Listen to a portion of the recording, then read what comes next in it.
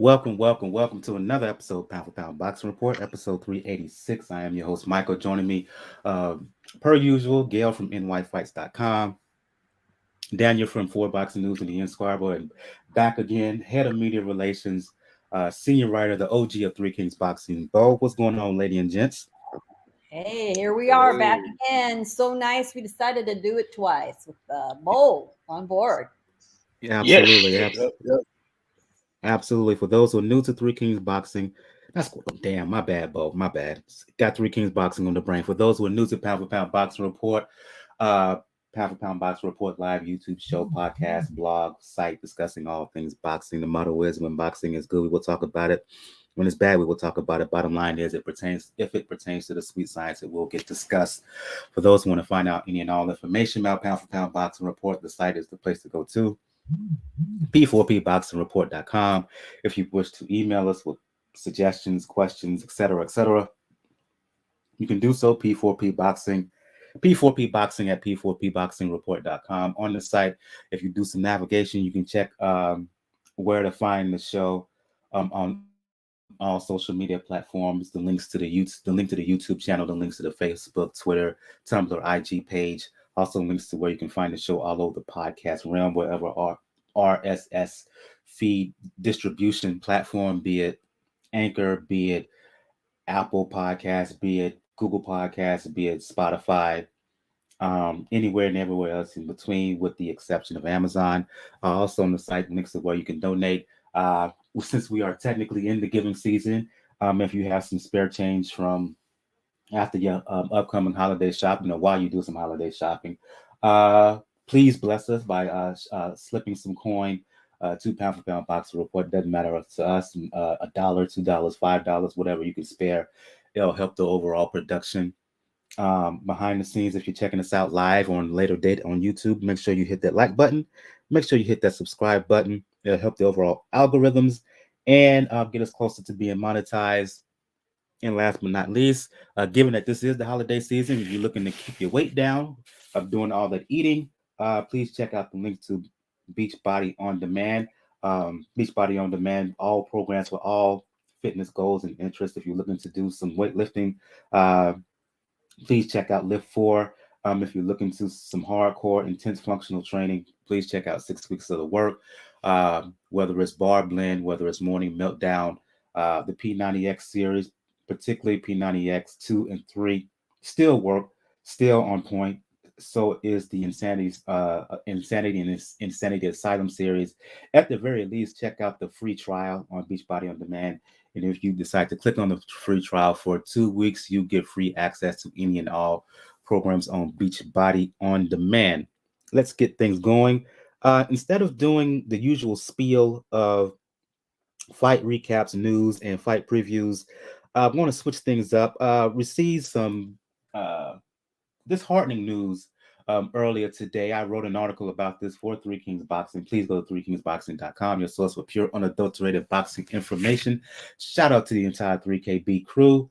The head of HNIC of Three Kings Boxing, 2K, aka Prodigy of Boxing Talk. Bo, who's right here with us, head of media relations and senior writer, my fellow senior writer, Jarrell, yours truly, Red, who does all the editing behind the scenes. Again, Three Kings Boxing, your source for pure unadulterated boxing information. Anyway, penned an article for Three Kings Boxing about the passing of arguably the most popular, the most well-known referee in the history of the sport, the one and only Mills Lane, who passed away earlier today at age 85.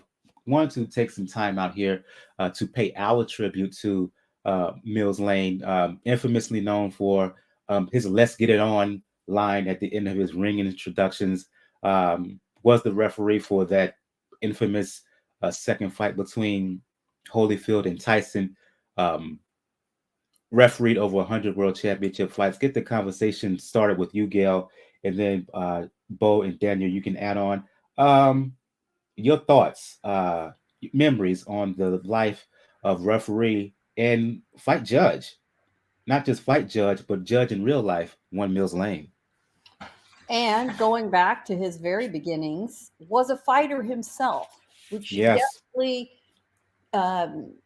informed the way that he operated as a referee in the ring. He had a 10-1 record, lost his first professional fight, went on to win 10 straight, and promptly retired, took himself to law school. So he got a taste, he got enough of a taste, but he stayed in the sport from the referee, the officialdom side of the sport. He also served our country in the United States Marine Corps, which was the genesis of a lot of boxers back in the day. A lot more boxing talent used to come from the military programs. Now there's just a handful, and I always think of our friend Janelle Herring, who's now retired from both the Marine Corps and the ring, still staying active. And, you know, a lot of people, when they picture a referee in their mind, it's Mills Lane, because he was at the center of so many classic fights. A lot of people remember him for being the referee in the infamous bite fight between Tyson and Holyfield. But he, as you said, over 100 championship fights, some of the biggest fights in history. And of course, is immediately inducted into the International Boxing Hall of Fame as a referee. I want to say in 2003, maybe. I don't recall the year. It's been a long time. Unfortunately, he suffered a stroke. He's been disabled for a lot longer than I realized. Lovingly cared for by his wife and his family, which speaks so well for them. And in reading his obituaries and all of the tributes today, what really struck me was that apparently his family spent whatever his last days, hours, weeks, whatever it was, they were pretty well aware his time on Earth was growing shorter. They sat and watched hours and hours of video with him of all his previous great fights. You know, what a way to send somebody to the next, to their next resting place. I just think that was a marvelous tribute by the family. Says a lot about all of them as people and what they thought of their dad. Rest in peace. He'll live on forever in those videos and it forever in the history of boxing. His place is unassailable. I think there are referees that are famous, then there are referees that are infamous. And when you look at Mills Lane, he was famous, but he was famous for a lot of infamous situations he was in. I remember people love to talk about the Mike Tyson biting Evander Holyfield's ear, but I don't think people remember he was in the ring when Oliver McCall had a nervous breakdown against Lennox Lewis. I don't think people remember that fight. And I remember that fight, he was telling his corner, "Hey, you better get this man together or this fight ain't gonna go very long." And he was a straight shooter as a referee. Like you said, he was a judge. He was in the Marine. But the thing about him was he was one of the very few refs that fighters automatically knew what they could not try in that ring with Mills Lane. Some fighters, we see some fighters talk back, or some fighters get upset. I didn't care how big you were, how tough you thought you were. Nobody tried to get on the bad side of Mills Lane. And it wasn't because of they was worried about him trying to get back at him. Mills Lane just didn't take no crap. And he would tell you how it is, and he wasn't afraid of you. And I think when you look at all of the fights, he did, Roberto Duran, Sugar Ray Leonard, Alexis Aguayo, Marvin Hagler. He was in there when Salvador Sanchez. He was in there when Salvador Sanchez beat the brakes off Danny Lopez. Some of the greatest fights in history had referee Mills Lane there. And then he came up to be a referee in an era where all these stars was, and to be one of the stars amongst those guys as a referee, that just speaks to the level of professionalism and the level of dedication he had to the sport. And like you said, the catchphrase, "Let's get it on," that just grew and grew and grew. And whenever you heard that, You knew you was watching a Mills Lane type of fight, whether it was going to be a good fight where you're going to see some fighting, or it's going to be bizarre, but you always tuned in. And I think all the, his testament to his life, being surrounded by his family, that's actually how you want to go out. Like they did that for John Madden. They showed him a video of all these guys praising him before he passed away. Money, fame, fortune is great, but at the end of the day, the truly rich man is surrounded by his friends in his last days, and that was Mills Lane. Have the respect of your peers. What do you really have in this sport or just in life in general, right? And that's the one thing Mills Lane had in and out of the ring, to your point, Bo. Fighter, no matter what division, no matter how big and bad or rough they were in that ring, the one person they didn't mess with during the fight was one Mills Lane. To your earlier point about his in the ring pedigree as a fighter, it wasn't the fact that he was just 10-1 as a professional. He was one step short of making the 1960 Olympic team. So if folks who don't know the 1960 Olympic team, they had one pretty well-known boxer by the name of Cassius Clay, now known as Muhammad Ali, the late Muhammad Ali. So he could have been a teammate of one Ali in those Olympic Games in Rome. I'll go to you, Daniel, give you the time to give your thoughts on one Mills Lane. It's interesting to know, like, first that he actually lived as long as he did after the stroke, which speaks to testament both the how he was taken care of and the love of his family that he had and that his family had for him. What's going to be interesting is, when you look at it, larger picture, he's going to be known, within hardcores as one of the best referees of this generation, one of the most level-headed referees in his generation, and obviously probably has the most famous catchphrase in the sport of this generation outside of Michael Buffer. But what he's also going to be known for, and this is probably going to be his main footprint to popular culture, is he was also a mainstay in when it came to comedy, when it came to animation, because there's a little show on MTV that's called Celebrity Deathmatch. Basically, claymation gone amok, and they had Mills Lane be the referee in almost every single skit that they had. That's right, and that's where a lot more people know who Mills Lane is. And that's where the phrase "Let's get it on" really, really took off in popular culture. And that speaks a lot to the volume of what he was at that point of his career. Known MTV at the time, that was still somewhat on the cutting edge of popular culture. That's how you know you've made it in many ways. And obviously, he was a judge. He actually was a TV judge as well. So it's a very, very astounding legacy that he leaves behind. And one of the very few famous people that you would think that was not that was a boxer without even knowing it. I think the second person I can think of to the top of my head is the late Senator Harry Reid of Nevada, who, if you didn't look at his life at all, you wouldn't realize he was a boxer until you looked into his life. So that's, like I said, speaks volumes to the legacy of Mills Lane.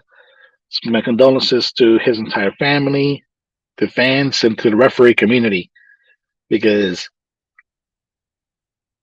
there's been only one Mills Lane, and we're more than likely not going to get another one in this lifetime.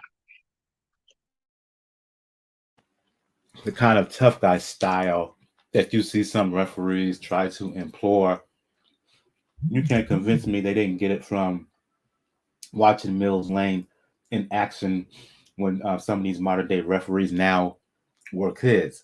2013 Hall of Fame inductee one of the best to do it, one of the more popular figures um, of the last 30 years or so. Again, rest in peace. And we here at Pound for Pound Box Report give our condolences to the family, friends, and loved ones of one Mills Lane. May he rest in honor.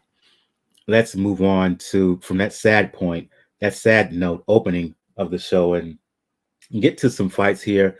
Um, Trying to think, where do I want to start? Where do I want to start? Let's start over in the UK, and I'll go to you, Bo. Before we get to the main event of the card that took place in um, Cardiff, I believe it was Fury and Chisora 3. Let's talk about the main undercard, which was Daniel Dubois and Kevin Lerena. We do a Twitter space for Three Kings Boxing, usually on either Sunday or Monday afternoon. And we talked about it there. And even though Dubois won in 3, we both were left worried, really, really worried and troubled by his performance.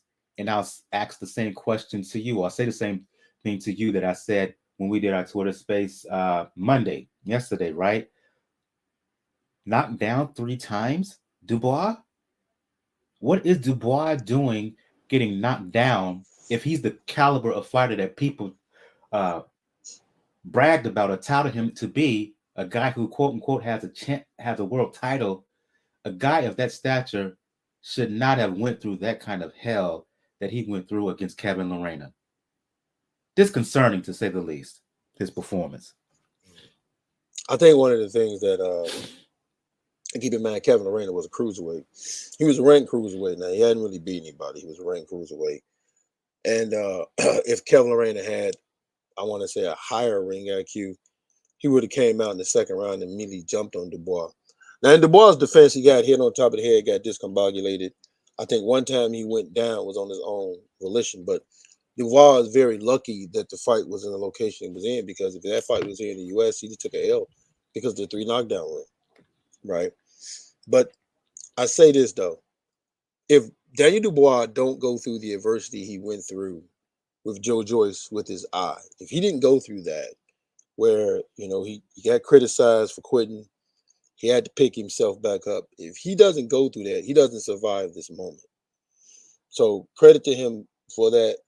But you're right, Mike. The thing about fighting Joe Joyce was I thought he was winning that fight. Just, had his eye messed up. So you should have went back to back to the books, learned how to move your head, and fought still a good quality level opponent. You can't keep feeding Daniel Dubois these ducks and then throw him in there against a tiger. You mess around and you're going to do that, and this is the result that you're going to get. But I don't know where he goes from here, to be honest with you, because it's obvious he's not improving. He still don't know how to move his head. His defense is not the great, and he is relying solely and heavily on his power. And Mike, I'm credit you for saying this. You said his sister actually looks better than he does. So, who's ever training him, who's ever teaching him, who's ever talking to him, they're going to have to take a good long look in the mirror and ask themselves, is it time I let somebody else train him? Or Dubois needs to take a look in the mirror? Because, like you said, to be knocked down 3 times by, Kevin Lerena, that in the first round too, at that, right out the gate, you get hit because you're not moving your head, and you get knocked down, you get dropped 3 times in the first round. Yeah, it's very concerning. I'm with you on that. He needs to fight like a Zilly Zhang. He needs to fight guys that are going to teach him how to work on his boxing skills. Like a Zilly Zhang, fight that guy.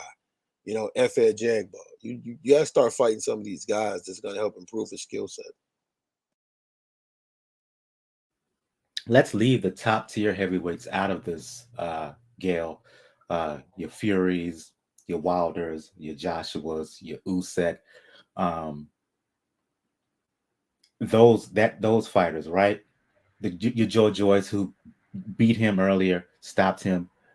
My thing is, if you someone like a Hergovich, if you're someone like a Jalalov, who we talked about last week, even someone like a Big Baby Anderson, I'm chomping at the bit to fight this dude.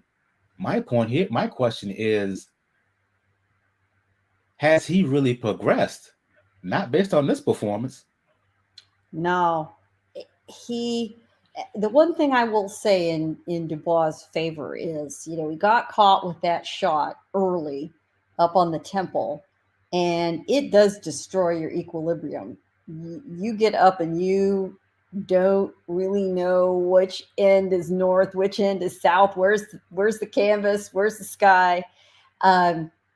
And it is really difficult to get your wits about you. Once he suffers the first knockdown, your instinct is to get up to your feet.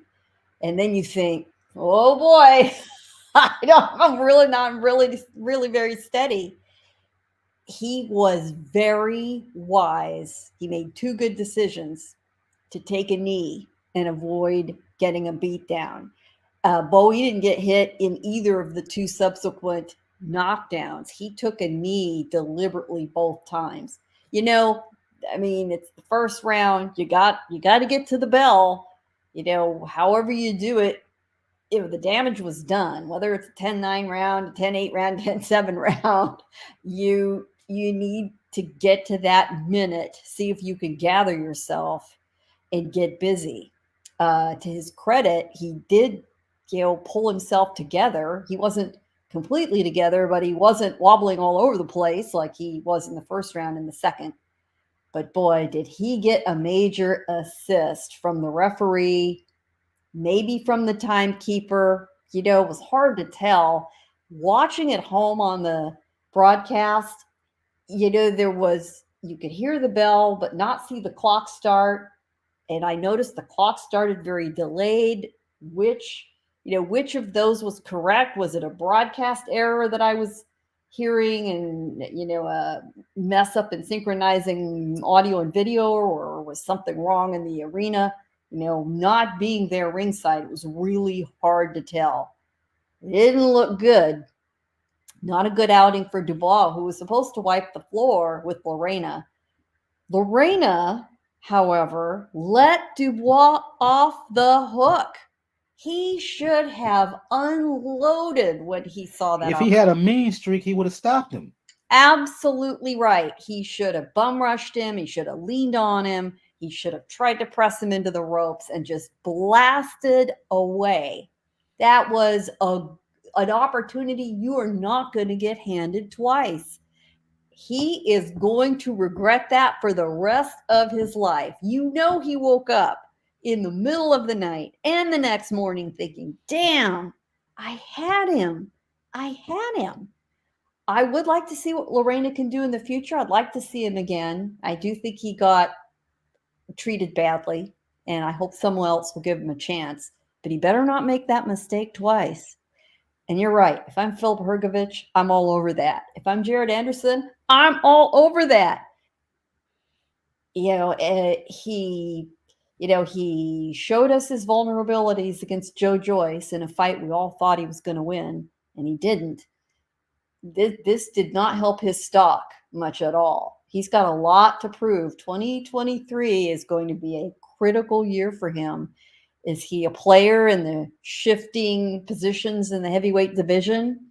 Or is he going to end up working on his sister Caroline's team because she's moving forward and he is not? What say you, Daniel? Literally, it's only 3 rounds, but it's a tale of two fights. In all honesty, Farenia caught him with that nice little shot to equilibrium, and I'm actually surprised a little bit that the referee let it go as long as they would. Now, it is the UK. The opponent was South African. We understand UK home cooking in some ways, but Dubois, at least to his credit, recovered enough and did what he was supposed to do 2 earlier rounds on, just finish his opponent. Right? But I would not say that it was done with a very, very good passing grade, because you're looking at a picture where you're holding a belt that technically makes you one of the mandatories for Alexander Usyk.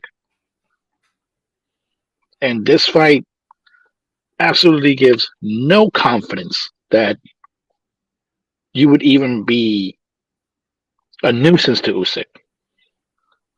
At this point, just judging from this fight, obviously Usyk boxes circles around Dubois at this stage.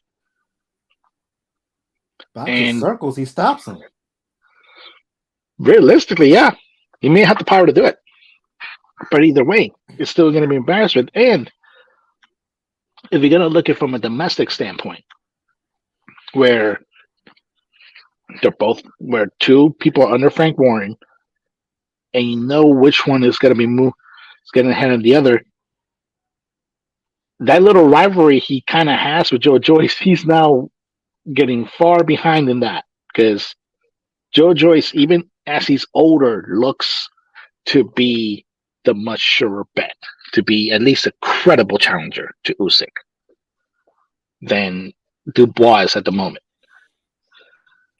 He may have to get out of the UK, get out of his team, his current team, search out others like Joshua right now. Joshua's right now on his second excursion trying to find his next whisperer.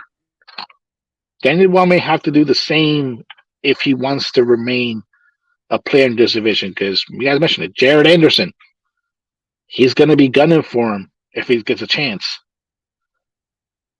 That's going to be the key to watch. And you still have many ways. You even have a shot of being thrown to the wolves to recovering Deontay Wilder, even if it's not the WBC route. Claim a secondary belt for the WBA. You can see I'll do it. And I can see Frank Warren throwing him to the wolves, especially if he has Joyce now still riding. So I agree with Gail. It's make or break in 2023 for Daniel Dubois. He had all the potential before the Joyce fight. The Joyce fight obviously did not go as planned, and so far the comeback hasn't really gone as planned.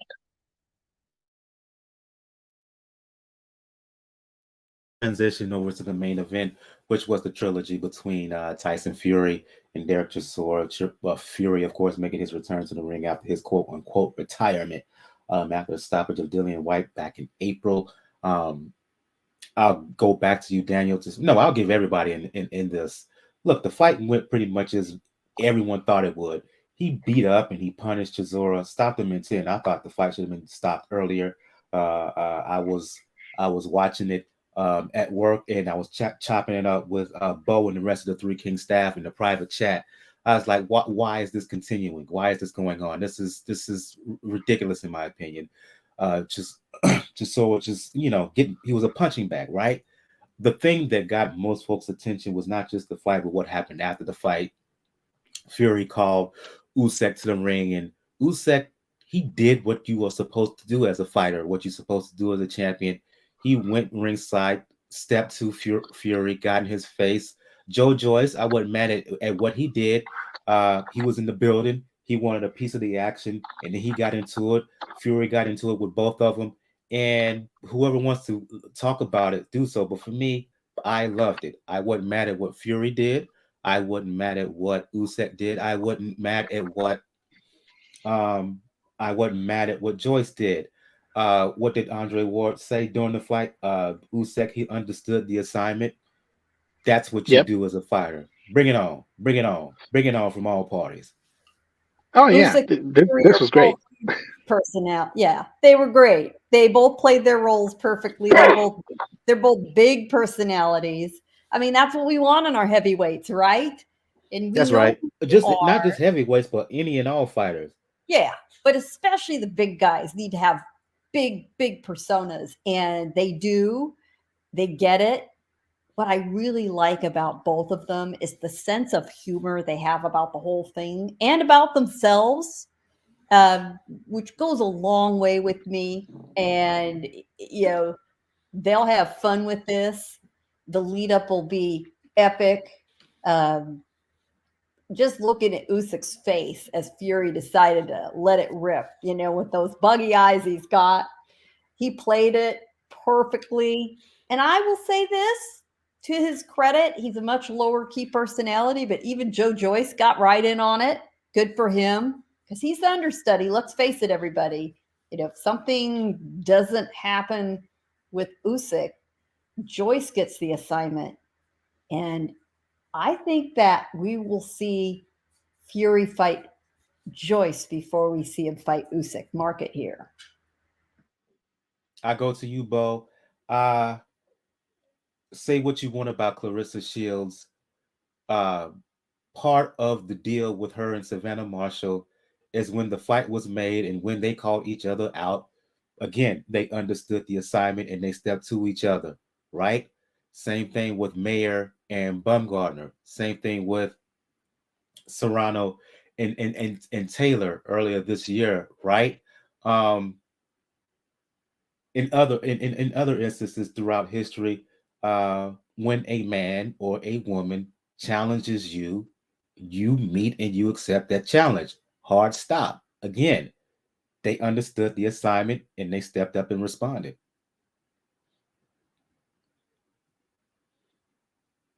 You there, Bo?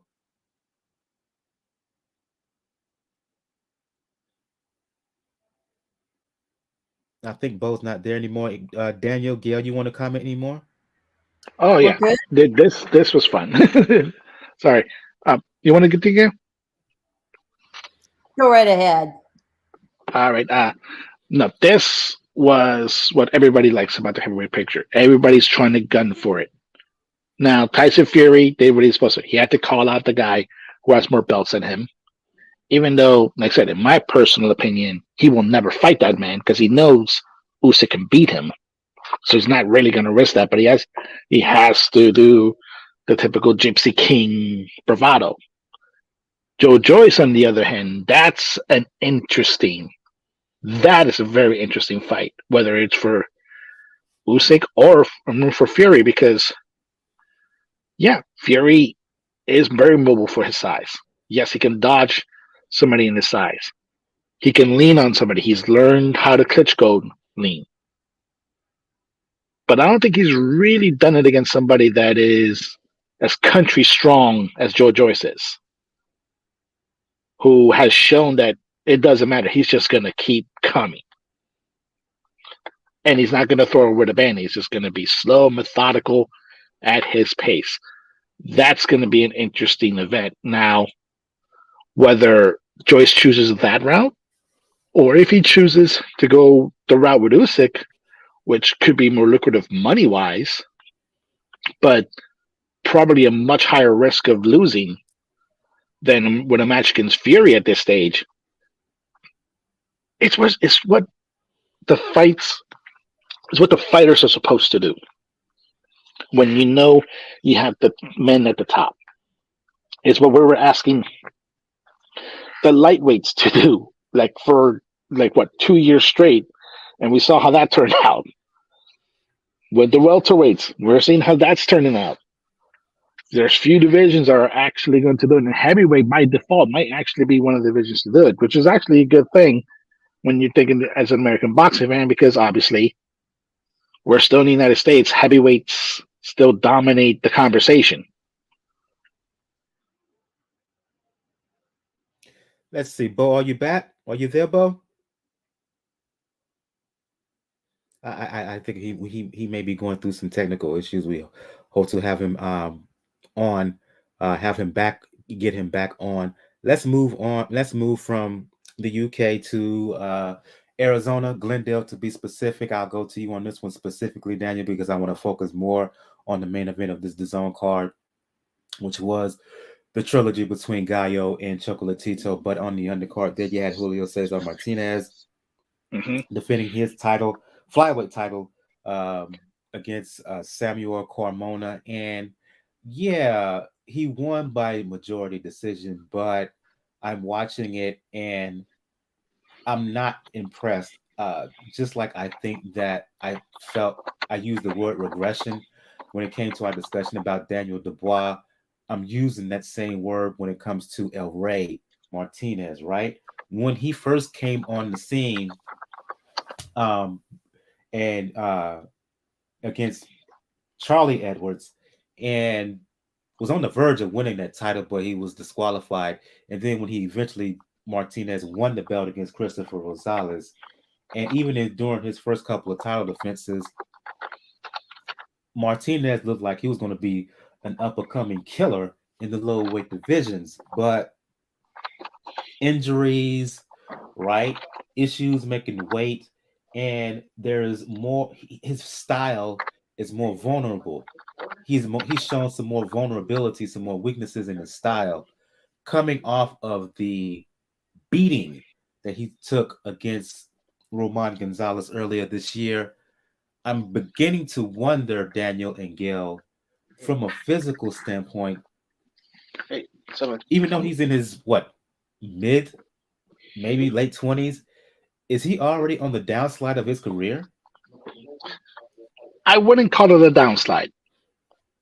What I would actually call it is a little bit it's a boxer's version of writer's block, because it is a loss of confidence in a way, because he's seen how pretty much easily Chocolatito and his fight, not physically, but it's not really physically, but mentally, it was skill wise, took him apart.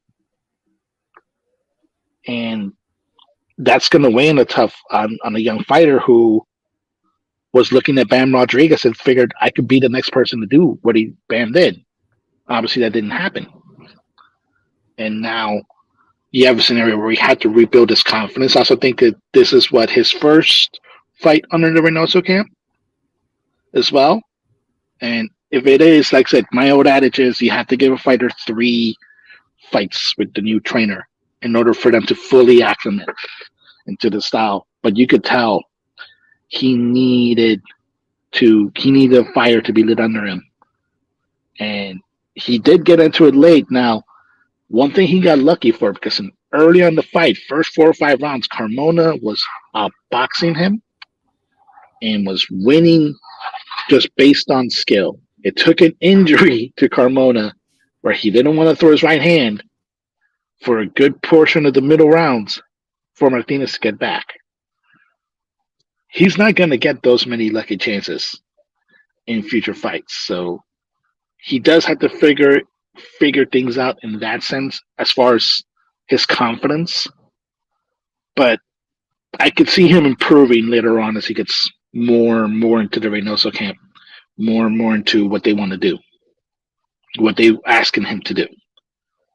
So, like I said, I don't consider this a downslide, but it is unfortunately what young fighters face. Young fighters, when they step up to the challenge and the older fighter still stands tall, it sometimes messes with them, and it takes a little bit to get back.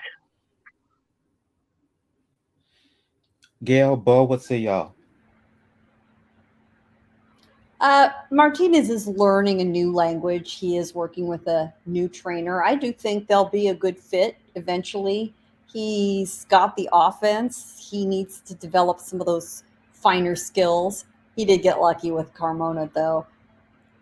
Yeah, Carmona just lost his focus, decided, I'm not going to really throw this hand. It's hurting too much. It's a shame. It was his shot. Hopefully it numbed out enough that he finally, when he did finally throw it, it hopefully didn't hurt him or do too much damage. But it was mainly a disappointment for us as fans, thinking we were going to see, a really good contest, quite the war, and we just didn't. But Martinez is young. He got, thrust on the stage with a lot of attention on him, I think long before he was really prepared for it. That's also something Eddie Reynoso can help him with, because he's, of all his experience working with Canelo Alvarez and the rest of the guys in his stable that have come through on and off, all of whom, just by being associated with the Reynosos, start getting a lot of attention. So he gets it, and hopefully he and Martinez have some of those outside the ring, off-hours conversations over a meal, maybe, about how do you deal with that as a young fighter? How do you toughen up? How do you start ignoring opinions out there? Because everyone's got them. You have to decide you're not going to listen to what doesn't serve you. And I'm not sure Martinez is quite there yet. Did I give him a bit of a pass for in order for him to have like a period of orientation, adjusting to a new trainer, Bo, or are there signs of slippage when it comes to El Rey? I think this particular fight, we saw signs of slippage, but that is due to the fight that he is trying to overcome in his head. Um, One of the things that was very interesting to me was when he noticed, or whenever they became aware of the injury suffered by Carmona. I thought he was going to jump on him, and he should have. You had got a one armed man in there. You should jump on him. So I think, like we said earlier, working with Reynoso, um, trying to readjust to finding who he is, it's taking some time, and there may have even been a moment where he was in there with Carmona, and Carmona was doing good, and it takes you back to your last fight. So he's young, give it some time, but I say this. I said it on the show with me and you, Mike, and I say it here. If I'm his team, I'm not putting him in the ring with Sonny Edwards right now. He's not ready Absolutely for that. not. Yeah, he's not ready for that yet. Um, Edwards or Bam, who's moving back down to 112. No, no, no. I'm not even sure if I put him in there with the Delakian, even though Delakian has had a long time off. Um, as you said during our Twitter space, what he probably needs is a fight to build his confidence back up, right? Coming off of the Roman fight, coming off of this fight, he's struggled on both occasions. He needs a confidence builder. Um, to rejuvenate himself, not just from a physical standpoint, but from a mental standpoint as well, because he has not looked good in recent outings. I'm going back to you to talk about the main event, the fight that really had a lot of attention for hardcore heads, especially the trilogy between Estrada and Chocolatito. Gallo won by majority decision, but in watching it, Bo, not saying it was a bad fight because it wasn't. It was a good fight. But I penned an article for this on Three Kings, and it's my feeling, right? In my opinion, just like I talked about slippage with El Rey, I saw signs of deterioration while watching this fight. I didn't like how Roman got off to such a slow start. Uh, he was fighting harder to get into the fight in this fight as opposed to first and second fight, right? The spark, the it factor to me was not there. The speed was not there in his combinations, and he was the more tired fighter in the end. He talked about retirement afterwards. He said he would come. He said if the money is right, he'd come back for a fourth fight. But then he began talking about, when asked about whether he wants to carry on, he talked about his family and his kids. To me, that's a sign that he may have one foot out the door. That coupled with the way he looked from a physical standpoint, yeah, Chocolatito is not the Chocolatito we're used to seeing. Well, first we got to give props to Daniel. He's the only one that picked Juan Francisco Estrada. So I don't know if it was a heritage thing. Maybe he was in the first. Maybe he was in Estrada's camp. I don't know, but he saw something we didn't see, and he picked, Juan Francisco Estrada. I think I might have heard somebody in Estrada's corner pull a Panama Lewis, give me the water, the one I mixed. I think I might have heard that, but um, in any event though, but you got to give Estrada a lot you got to give him a lot of credit in this fight, right? He goes into a fight where he didn't look good in his previous fight. Remember, you're gauged by your last performance in boxing. Where he didn't look good in his last fight, comes in there, finds the fountain of youth, and just look like the fresher man, look like the better man in that fight. I've said this before about Roman Gonzalez. That fighting style he has requires a lot of energy. And the older you get, when you start going all up and down in weight, He even looked soft in the belly at one point when I was looking at it.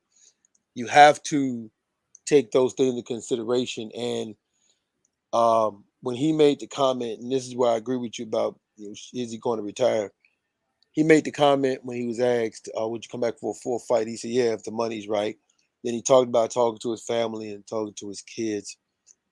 When a fighter starts talking like that, there's a shift in their mentality.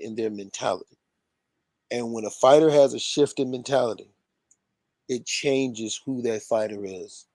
And that's the reason why I agree with you, because fighters can't think about family. Fighters can't think about after the fight. Fighters have to have they got to have blinders on, like horses in horse races, which is straight ahead. Because if they are getting distracted by anything else, it changes what they're trying to do, and it would change them as fighters. So I think Roman Gonzalez is at that point where, it's time. Not to mention, I don't want to see a 4 fight. For what? Why? This was a 3-fight series, and guess what? Estrada won. So I don't need to see a 4 fight. Let's move on to other big fights in the division. You got Kazuda Aoka there.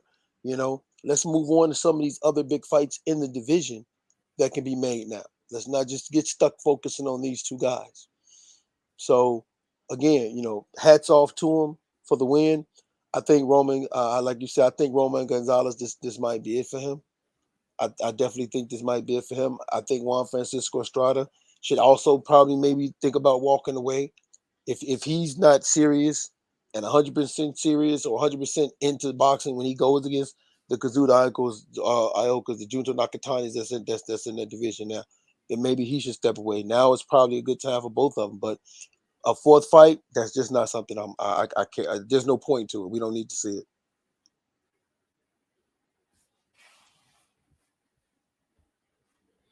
Gail, Daniel.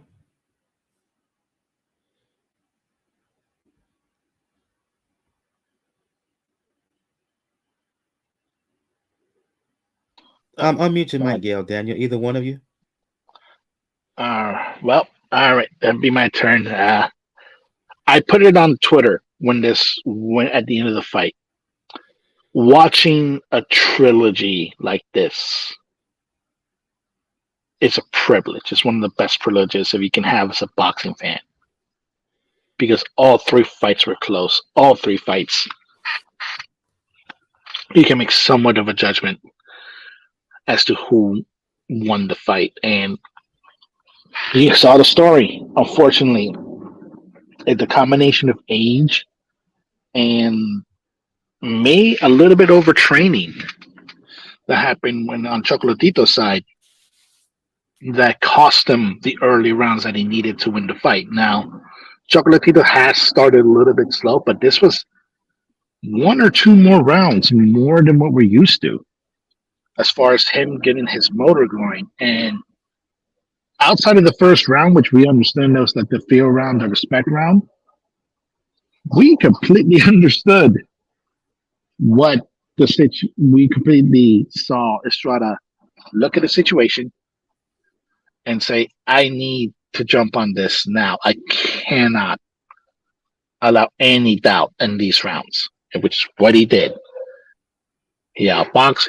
He countered really well on the back. That's probably one of the best things about the fight. How well Estrada was able to land combinations and counter on the back foot. Because once Chocolatito started going, that's what started to happen. And Gallo didn't relent. And that was one of the things that actually led him to get the victory. We all know, like I said, the score. One judge had it a tie. One judge had it the score that I gave, 116, 112. And one judge had it 115, 113. That's how close this fight was.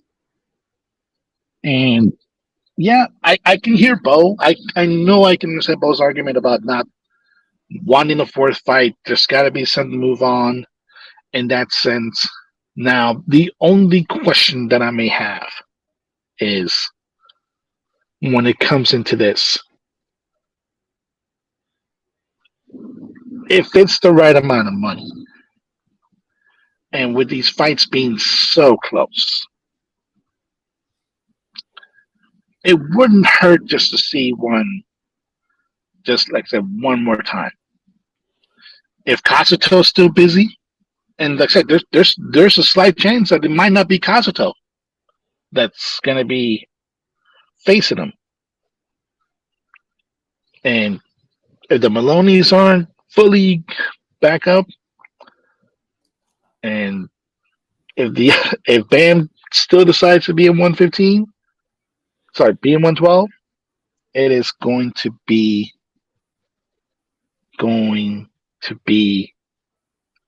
a very tough, like I said, financial wise stake to see what other big fight you can make. Because at this point,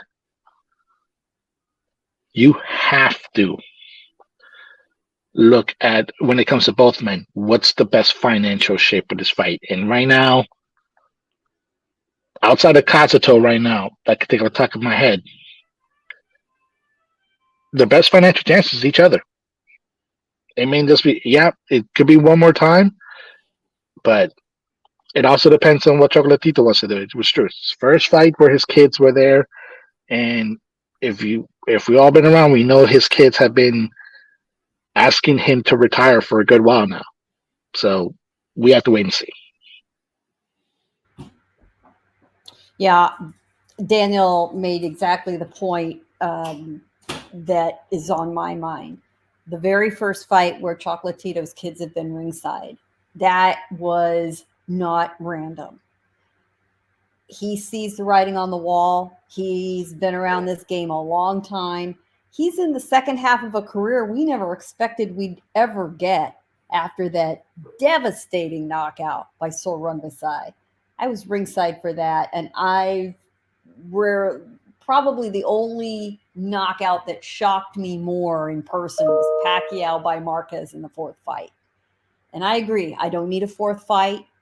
It's going to be razor thin, and I don't foresee anything being different.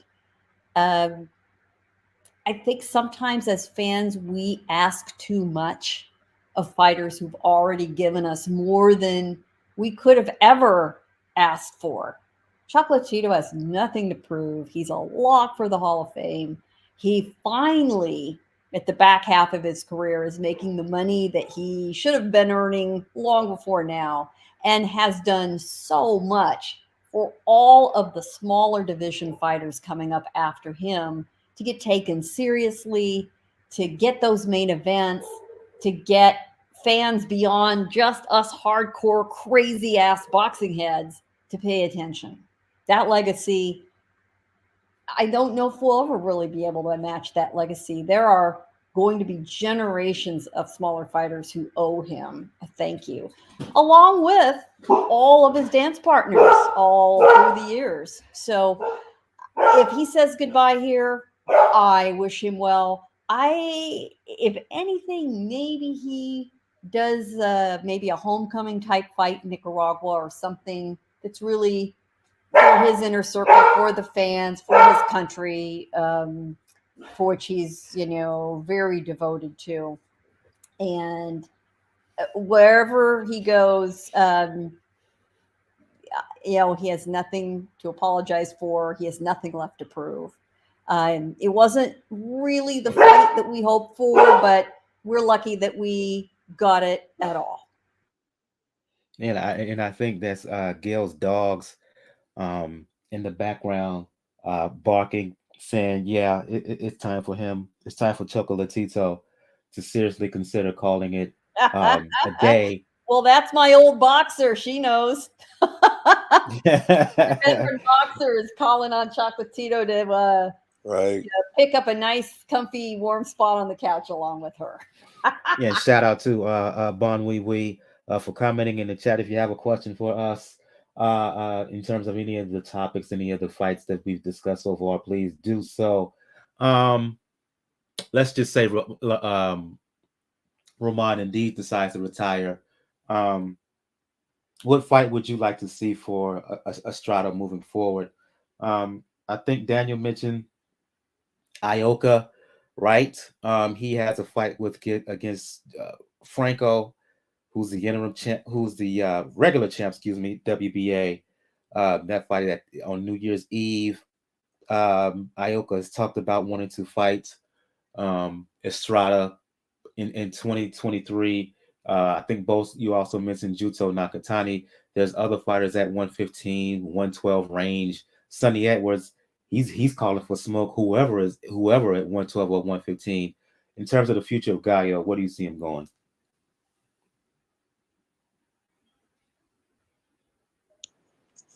I'm sorry. Say that again, Mike. The future of Gallo. If Roman and Dees decides to call it a day, what do you think that Matchroom has lined up for Estrada? Those fights we just talked about. A unification. A unification would be good for him. Remember, he was a unified champion when he let those belts go. So a unification would definitely be in order for him. And then, of course, either do the traditional end of the year fight with Kazuda Oka or fight him at some point in time right there. But definitely unification should be the next move, because what I don't want is a fighter like Estrada, and we see this happening, stay around longer than what their desired heart of their skill set, with their body slowly slowing down, is able to do. What we saw him do against Roman Gonzalez, understand, he gave us a lot of good things with high energy, but will he be able to do that when he starts facing some of the other guys? So, you know, I get it that, like Daniel said, the big money fight would be Roman Gonzalez, and you're right, because I still would watch it, because they're close fights. These are two fighters that have been around each other long enough. They're evenly yoked, so you're always going to have close fights where you can feel could have went to one or you could have went the other. But if I'm the zone Matchroom, I'm gonna sit him down, ask him a serious question about what he wants to do, if you want to fight or stop, and then next thing has to be a unification. Let's move on here and talk some more fights. Oh, well, let's get into the news. One main news development I wanted to focus on. Jaime Munguia, right? He's been a topic of discussion, particularly for hardcore heads. The question is surrounding him: when is he going to face? When is Golden Boy going to allow him to face up and have him give him a step up performance? Right? Fans have been clamoring since he moved up to 160 for him to fight somebody, and he has not. Well, news came down the pike that Munguia, who's mandatory challenger for WBO middleweight champion Janibek Alimkhanuly, has turned down that fight. I know Andrade, who's getting ready to return to the ring, is going to fight on the Gervonta Davis undercard, gets a lot of flack, and he gets called a duck for deciding to forego that WBO strap to move up to 168. The question is there the same energy for Munguia, who also, to me, in my opinion, ducking a fight with Janibek, even though it's right there for him? This is for anybody who want to respond. Well, the blame, is being dumped on Munguia and Golden Boy. But remember, Zanfair Promotions has a big say. He's really his primary promoter out of Mexico. I cannot figure out what the hell they are doing. They don't seem to have a clear idea of his path. The ambitions are limited. I mean, is he strictly at this point holding out, thinking he's going to get that one last shot at an aging Gennady Golovkin that he was denied in 2015? Well, that seems like a pretty narrow path to greatness. I get it. Janibek is one of these fighters, like a younger Golovkin, whose, risk reward ratio isn't the greatest. He doesn't have a massive fan base in the United States, and he's dangerous. But he didn't look all that terrifying in his last fight. I mean, maybe now's the time to do it. Munguia has got to get to the point where he bets on himself and starts taking some chances. I would respect him a hell of a lot more if he went down the path Zurdo Ramirez just did, decided to get in the ring with B-Ball. He lost, but you know what? He gave it a shot. He got his place on the stage. He certainly didn't look all that worse than Canelo did against Bivol or anybody else for that matter. And fighters learn so much in the ring from losses. Where they make the big mistake is not taking those chances when they're younger and can benefit from those lessons so much more at an earlier stage where the expectations are lower and the stakes are lower. You get to this point, and now a loss looms so much bigger. You know, we've seen in this era, in this modern era, so many talented fighters just screw themselves up. You know, let's just put the list together. Andrade's right there. You know, Munguia's right there. Andrade's got to be kicking himself. He could have won the Canelo sweepstakes if he had taken that fight with Parker that John Ryder stepped right in. You know, they have got to learn from this. They've got to look around and see who is being successful, who is being respected, and who isn't. And, you know, it's the guys that maybe have a loss or two that are willing to take a chance on themselves. And shit, there are so many fighters with losses, multiple losses on their record, that still put butts in the seats, that still have a lot of fans. For Pete's sake, Dereck Chisora and Gabe Rosado, neither of them should be fighting, and they still keep getting paychecks because people love seeing these guys. You know, come on, guy. You know, these kids like Munguia, if he can't figure it out, you know, his advisors are not doing right by him, and somebody else needs to step in and have a very serious discussion with him. Before I go to you, Bo and Daniel, I'm going to ask you publicly here. Do you want to respond to the comments in the public chat? Because if so, I'll give you the floor during the show to respond.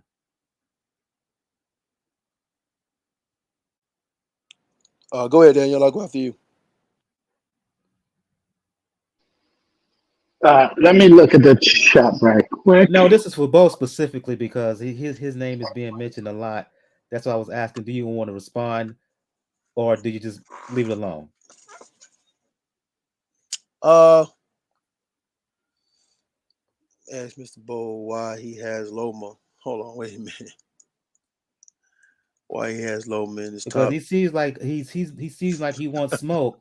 I'm like, okay, this is 3KB representative here. Do you really want that? All I can say, stay tuned, and like a true champion do, I will address my challengers on my time. Indeed. Let's go back to let's go back to Munguia. One of the worst labels you can have as a fighter is someone is being a quote unquote protected fighter. That seems to be the label that's being ascribed to Munguia over the past year. To Gail's point, Zanfer Promotions, I don't know what you're doing, but the plan that you have presently for your guy, it's not a good look. I'll just keep it at that. It's not a good look. Yeah, this is the thing about it. And the point is, unfortunately, that this has been a common issue with Zanfer. Zanfer, when they get the fighters that tend to be very conservative about how they want to handle them. Because in many ways, yeah, they're more of a regional, specific type of promoter. They're not, even as depleted as they look, they still don't have the reach of a Golden Boy. And this has to be at a point where Oscar has to take Zanfer on the side. He may have to put someone together, buy out their part of the contract, and hand them Munguia himself. Because we know Golden Boy. Yeah, they don't have the cash cow on Canelo anymore, but they're not afraid. Like I mentioned, Zurdo, they signed Zurdo. They're not afraid to put him with the top dogs, even though it doesn't come out good at the end. So for me, this has to be the case because Janibek, yeah, he didn't look that menacing in his last fight. And you're not, let's face it, right now, you're not, Maul's to be trying to holler Bill at the moment. And Golovkin is on his last tour, but you have to take the opportunities while they can, because at a certain point, the cult following that you have developed as a young fighter starts to dissipate. People get disillusioned, and ultimately, people just consider you a duck. It happened with Andrade. Andrade was one of the best kept secrets in boxing, probably like 6-7 years ago. Somebody we would love to see. Reminded me a little bit of Paul Williams in a way, but unfortunately, his business decisions completely nuked any real major chance he had of being a player, even at this stage. Munguia doesn't have to be falling into the same ropes. So if it's an issue with Zanfer, Oscar, you're gonna have to get your big boy pants on, buy them out, and see how, just as the primary promoter, you can handle it.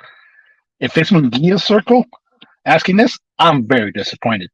Because part of that circle to me is Eric Morales, El Terrible, my favorite fighter. And if he's being that conservative, I'm very disappointed in the man. Because we know Terrible's history. Outside of Juan Manuel Marquez, he took an all comers. So Daniel, somebody has to be shuttled. I was thinking about that myself. I mean, here's Morales in Munguia's corner. What's going on there? I mean, why doesn't he have more of a say in pushing Munguia forward, in the way that he pushed himself in his career? You're right. I mean, there is nobody that's been more aggressive and willing to bet on himself and more beloved for it, than the classic Eric Morales. I mean, you look up Mexican style in the dictionary, that it's his face there. It's his face there, Tijuana style. It's there. That's right. Hell yes. It gained respect for all those guys that toil down there week after week, night after night, all those club fights. Those guys, steel sharpens steel. There's a lot of talent down there. In a way, I wish Munguia would have taken more fights in that atmosphere, and maybe it would have toughened him up a little bit. Yeah, I think I was. You go ahead, Bo. I'm not about to start my car anyway. I'm going to say, you have the climate. When we talk about Eric Morales, we talk about Marco Antonio Barreto, we talk about a lot of these great fights.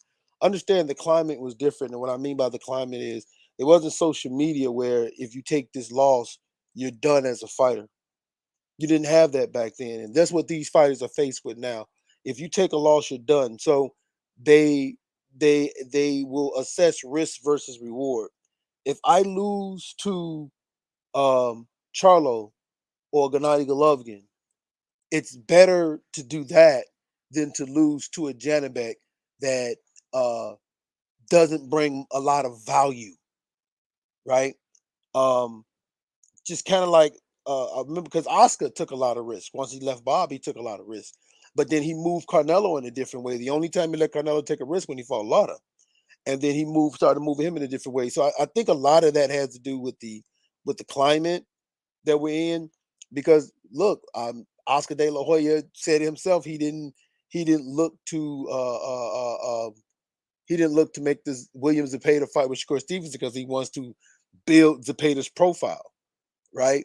Which translation mean, well, I want him to get a belt and Stevens get a belt so the fight is worth something. Right now, it's not really worth anything to me right now to make it.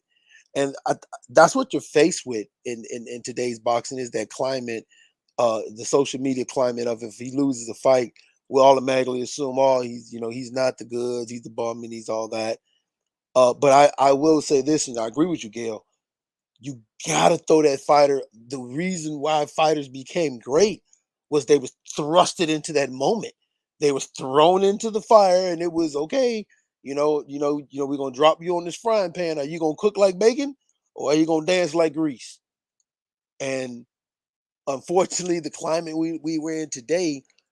Now, do I want to see Jaime Munguia? Yeah, because the thing is, he's been sitting there too long, and I've always said this: you got to see that next level to realize what you need to do.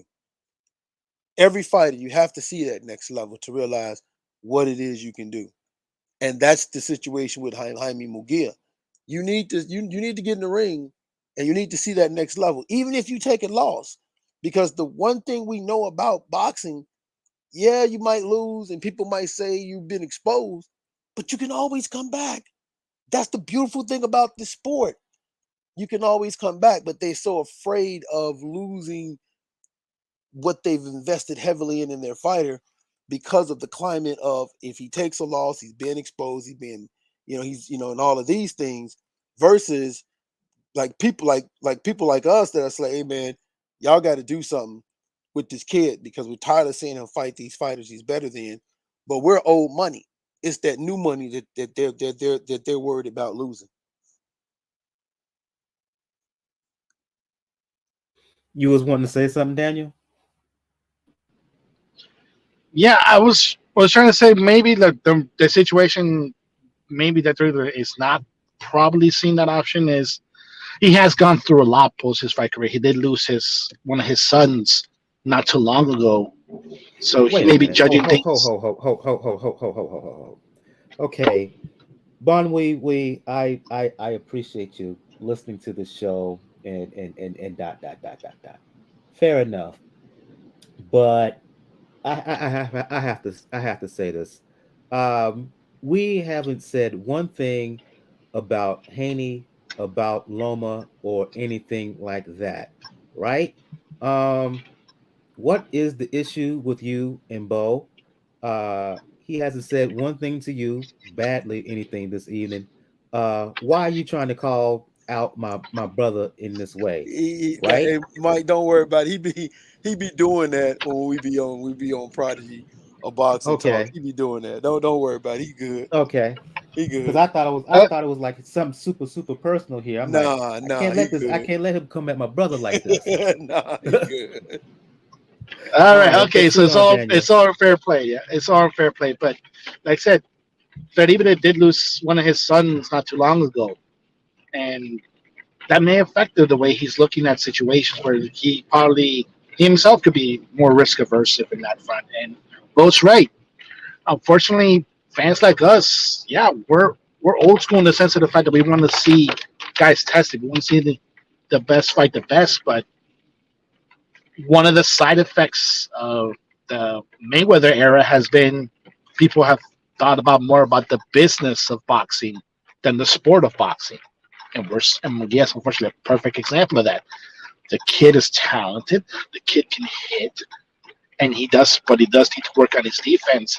And unfortunately, what happens when it comes to a lot of fighters, if they're good, but if they have that one little flaw, and if it's one of your cash cows, which to Zanfer Munguia is one of their cash cows, they're going to protect it at all costs, even if it damages the value of that asset. And we're seeing that, unfortunately.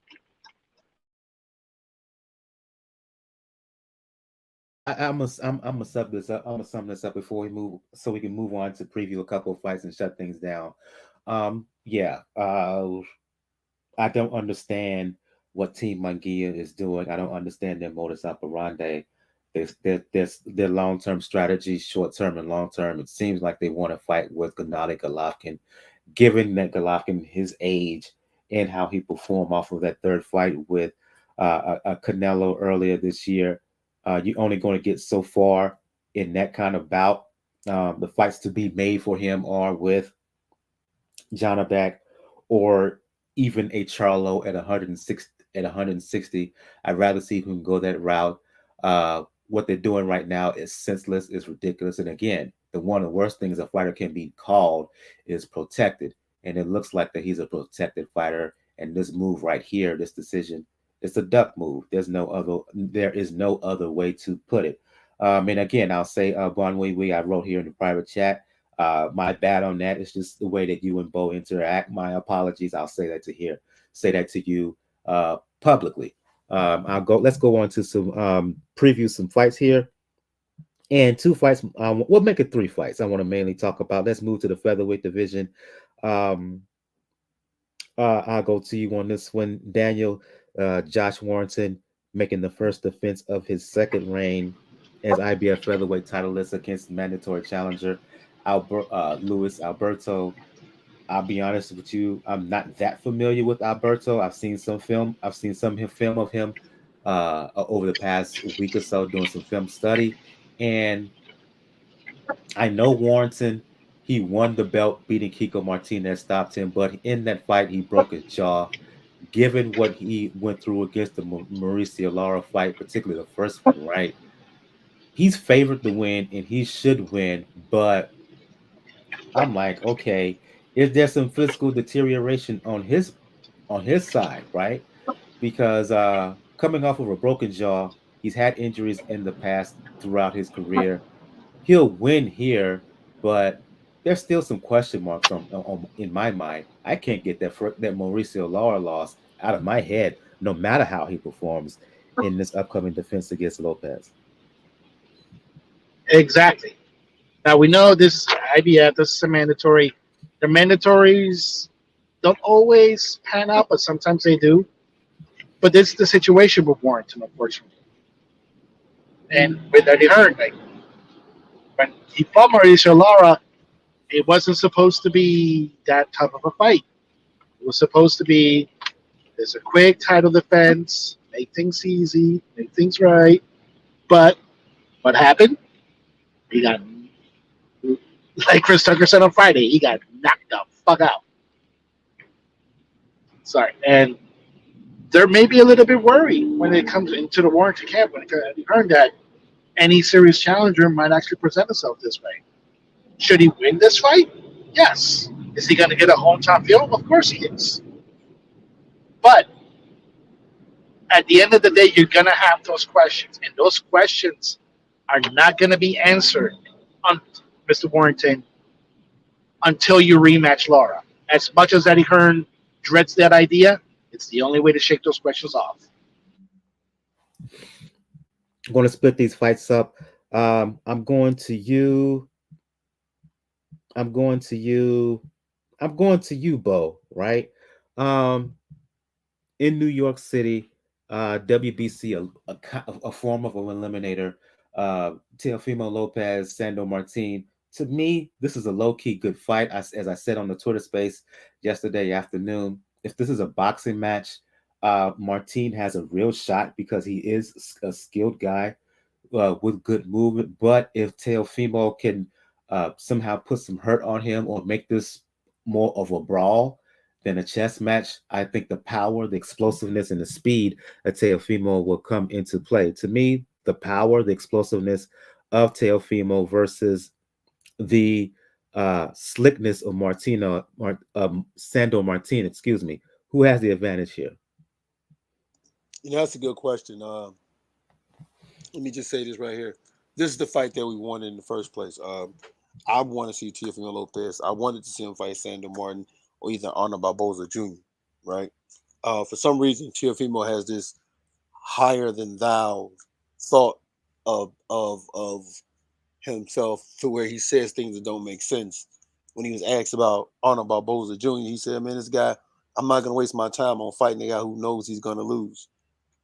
But yet you're going to fight Jose Pedraza, who, you know, so what's the difference between Jose Pedraza and Arnold Barboza Jr.?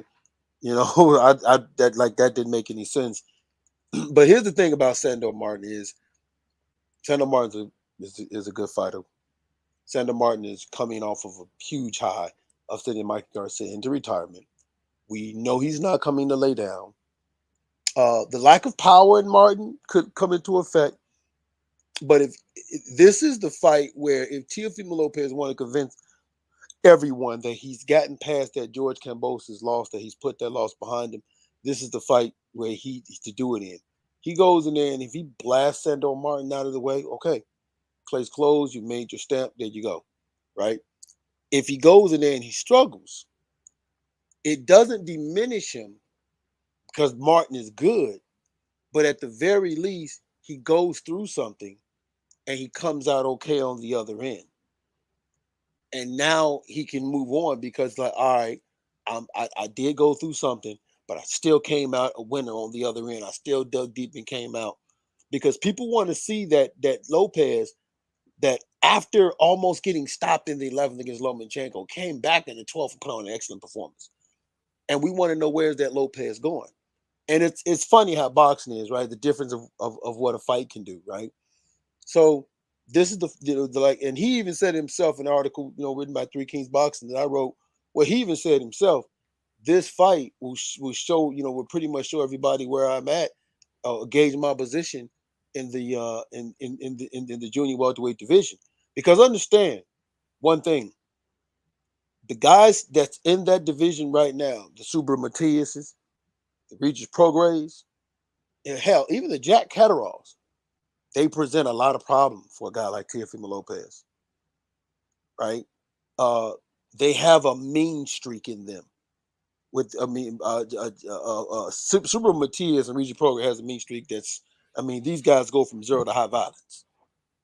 And if you're mentally fractured when you're looking at these guys, you're not gonna make it.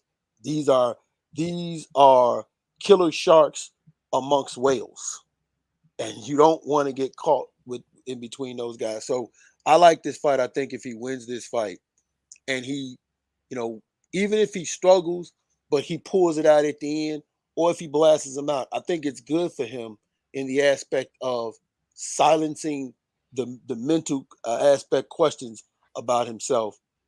And that's why I'm looking forward to this fight. And I know you're gonna give Gail Bud Crawford Avanesyan. Let me just say that when that fight comes on, I'll be tuck pointing my house at night, so I won't be watching that. Yeah, let's get to it. We all know the disappointment of Bud Spence, right? The fight that everybody wanted to see is not going to happen, at least this year, if ever. Crawford is returning to the ring in his hometown of Omaha to fight David Avanesyan. Look, Avanesyan he's no bum, right? Ranked guy, but yeah, at Two Bulls Point, not only is this we didn't ask for this fight, but if Bud is any semblance of the fighter we all know him to be, he will win, and he will win rather easily. Avanesyan, he's not on his level. No, he's not. The only, the only compliment I'll, and that's really not the word I'm looking for. I will give credit to Crawford for this. At least he is in a fight this year where Errol Spence is still at home on the ranch riding his horses. So there's that, although we're all hearing about who Spence's next opponent's going to be. This Bud this weekend is not for me.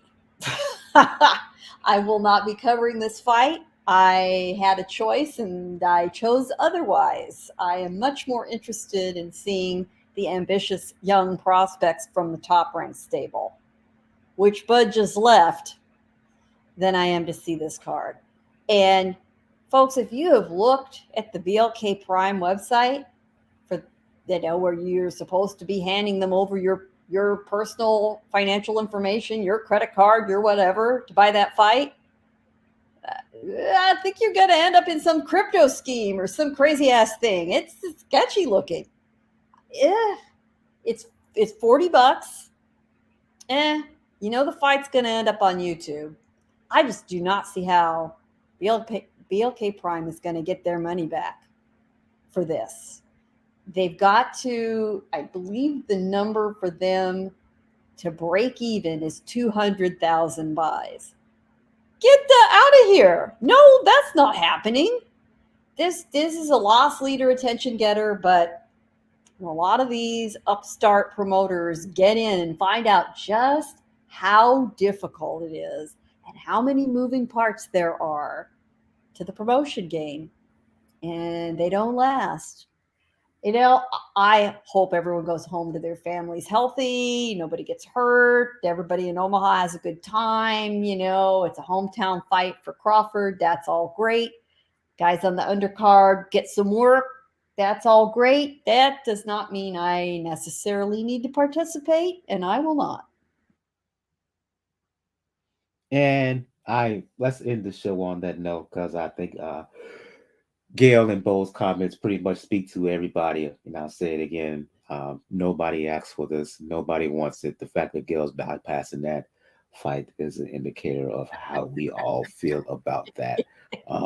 You're better I off want to. getting on Twitter and finding out what Tim Boxale's got to offer in the way of club fights this weekend, and we've got some. I encourage you to look at those unsung warriors out there grinding it out. Absolutely. And again, I want to thank my apologies, Bon Wee Wee, for the misinterpreting or your comments in the chat. Thank you for listening. And thank you for what you had to say in the private chat. For those who are checking us out live, or will do so at a later date. If you like what you heard, please again hit that like button, hit that subscribe button. To do so, it'll help out the algorithms and it'll get us closer to being monetized. Going to go around the panel here. Started with ladies first. Going to end with ladies first. Gail from NY Fights, for those who want to talk boxing, for those who want to talk media, for those who want to occasionally check you out on TMZ Live. Let the folks know where they can find you. You know it, folks. nyfights.com. We will be covering all the fights this weekend. Yeah, somebody, I don't know who on the team drew the short straw. We'll be covering Crawford versus Avanesyan. Maybe we stuck the boss with it. I don't really know. But we'll have it all for you. And I will be covering that top rank card with Teofimo Lopez, who better watch his back.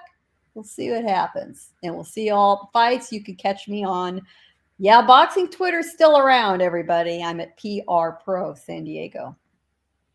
I go to you, Daniel, of the Inscriber and For Boxing News, for those who want to talk the sweet science, for those who want to talk pro wrestling, for those who want to talk the NBA, especially when it comes to the Miami Heat. Let the folks know where they can hit you up. Yes, folks. First, like I said, I completely agree with Gail. We didn't want to see Crawford Avanesyan. Luckily, I can choose as a second option either NXT Deadline or Ring of Honor's Final Battle coming up this Saturday. Luckily there are options. I'm sorry, Bud, but you did this to yourself, man. You did this to yourself. But Bud Crawford definitely, not the fake fighting. Wow. Wow. No, as Yep. an aside, folks, there's media companies are laying off people left and right. There is only one media organization whose stock is up, way up, who isn't laying anyone off. It's WWE. Yep. Wow.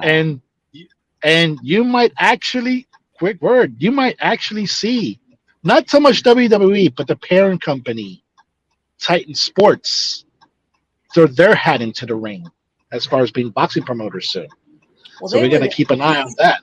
They, at least I would assume, know what the hell they're doing. They certainly know how to market and stage events. Sure. Some of the issues of dealing with commissions and the, medical and sporting aspects of this might be different, but I'm sure as hell got a head start on all these other guys who, tried and failed. Yeah. The main advantage is you can at least trust their money. That's the thing. You can at least trust their money. But like Gail mentioned, Elon has not killed Twitter yet. So still Twitter, Raucous99, RAWKZ99, but I still have same name on Mastodon and Hive just in case Elon nukes this thing. And I'll say a quick congratulations to Senator Raphael Warnock. Congratulations, Georgia. You did not out-stupid Alabama. Thank the Lord, because Herschel Walker, he just dumb. He just dumb. Whoa, Get mad at me for you if you political persuasions if you on his side, but no, he just dumb. Thank the Lord, Georgia did the right thing. I was really afraid. I was really afraid, Mike, that they were going to see this as an SEC rivalry and saw, Tuberville's in Alabama. Let's the Tuberville. We got to out-stupid them. Thank God they did. Look, he played during the era when helmets were soft, and it clearly shows if you've heard his opinions over the last 6 months to a year. Because again, Georgia had thank you, thumbs up for doing the right thing. But let me get off of that. Going to you, last but certainly not least, Bo, the OG, the agent, the OG, the head of media relations, senior writer for Three Kings Boxing. For those who want to talk boxing, let them know where they can find you. And for those who want to check out any and all things 3KB, tell them what to do, please. And y'all know what it is, man. Go to Three Kings Boxing. But first, I definitely want to say, to be involved in boxing. One of the greatest things about being involved in boxing is how it brings people together. And to be around, we haven't talked to him in a while, but Jacob, Gus, Daniel, Gail, it's been a privilege. Love talking to people who know how to talk boxing and very respectful. And I think that's what the sport misses. All the opinions you heard on here may not have agreed, but no one has an agenda, and that's what boxing is missing. And it is good to see that Gail has learned her lesson about watching bad fights. But you have to give her credit; she has experience because she's always had to sit by her husband, Julio Cesar Chavez Jr. Oh! I thought we were going to escape that. Damn. Oh, well, I never should underestimate you, man. That's my bad. But of course, go to threekingsboxing.com for the latest greatest what's going on in the sport of boxing. Shout out to everybody over there. And of course, Gail at New York Fights. Definitely check her articles out. If you guys don't know, she is a veteran of the sport of boxing. And if you want to know about boxing, the Three Kings Boxing, Gail is also very knowledgeable. Daniel, with what he does, is very knowledgeable in this show right here, pound for pound. Definitely appreciate all you guys here, man. And man, it's been great, and I can't wait till we do this again. Indeed. For those who want to talk boxing, music, fitness, you know what it is with me on Twitter, Brother JR at Brother JR76. If you want to talk boxing, music, fitness, and fragrance, because I do share occasionally colognes, and not that it's overpriced stuff that you see from Deontay Wilder, because no, don't have to spend no $450 to smell good. Get out of here, Wilder. But you can, if you want to discuss boxing, music, fragrance, fitness with me on Instagram, you can do so, Brother JRSC. On the next episode, we will do a recap of Crawford, Avanesyan. We will do a recap of Teofimo, Sandor, Martin, a bunch of prospects / up and coming contenders from the top ranked stable is going to fight on the undercard of Teofimo, Lopez, Sandor, Martin. Prospects who we've discussed on this show numerous occasions: Big Baby Anderson, Xander Zayas, Keyshawn Davis, Bruce Carrington, Jaheed Tucker, all fighting on that card. Tiger Johnson as well. We will also do a recap. We didn't preview the fight here because we're a little bit short on time. Do a recap of Michael Collin. He's returning to the ring to fight Kareem Jarifi. And on the undercard of Josh Warrington, Ebony Bridges, she's defending the IBF women's bantamweight title, so we may get into that fight as well. She might lose that fight, Mike. She could. That girl she's fighting is good. You're right about that. She could. And we will do a preview of the fight for all the titles at 118 pounds, as Naoya Inoue going to fight Paul Butler. And a very good fight that's going to happen on December 17th. Up and coming lightweight contenders, Michelle Rivera, Frank Martin, going to be in Las Vegas on Showtime. Kudos to both young men, and kudos to their camp for putting on this kind of a fight. A lot of times you won't see really, really talented up and coming fighters who are on par in this way. Their camps are usually afraid to put these kind of fights against each other. But shout out to Spence. Shout out to the handlers of Michelle Rivera. That's going to be a very, very good lightweight battle. We're going to preview that fight as well. So once again, thank everybody who joined us out in the live chat. For Gail from NY Fights, Daniel of 4 Boxing, and the Inscriber, Bo of Three Kings Boxing, and Truth and Fact Sports Talk. You can see on his own personal channel on YouTube, he'll chime in every year to talk about general sports topics. So For Gail, for Daniel, for Bo, I am your host, Michael. This has been episode 386 of the Pound for Pound Box Report. We will see you guys next time. Everyone have a good evening. Good night.